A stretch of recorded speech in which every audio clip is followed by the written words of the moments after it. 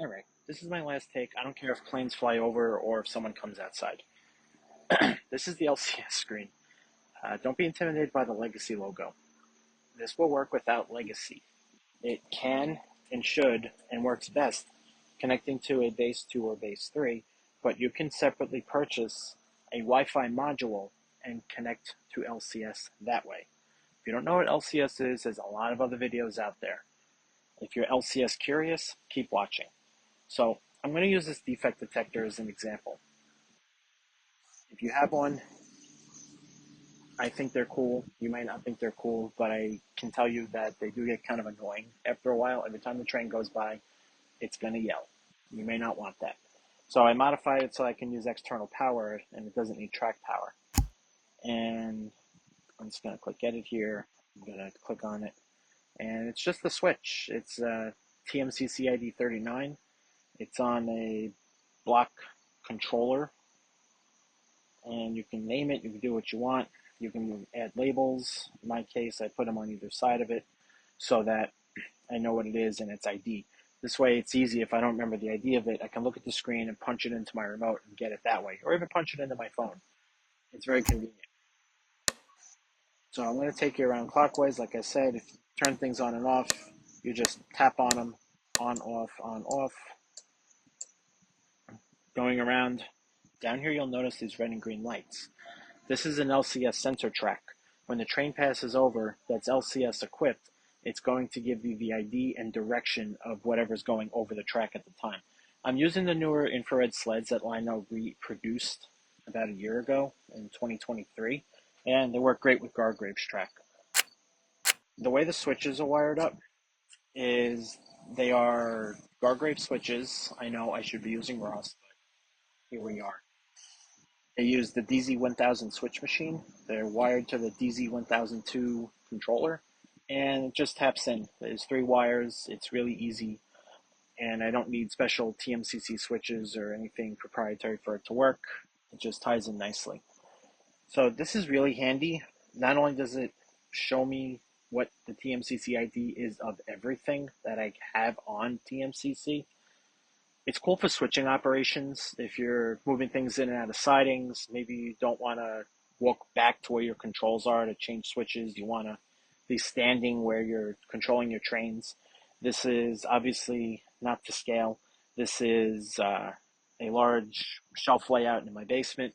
It goes through 3 rooms. It's not easy or convenient to have to run back to where the switch controller is to throw a switch.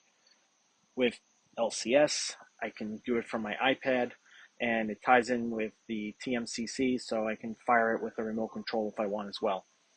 Alright, enough talking, let's go run some stuff.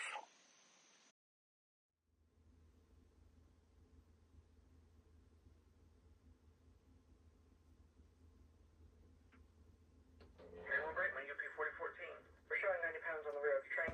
Take out 20 for initial terminal brake test. That's a roger. 20 pound reduction given. Checking for leakage. Out. Roger, showing 20 pounds. Walking the train. Braking it out.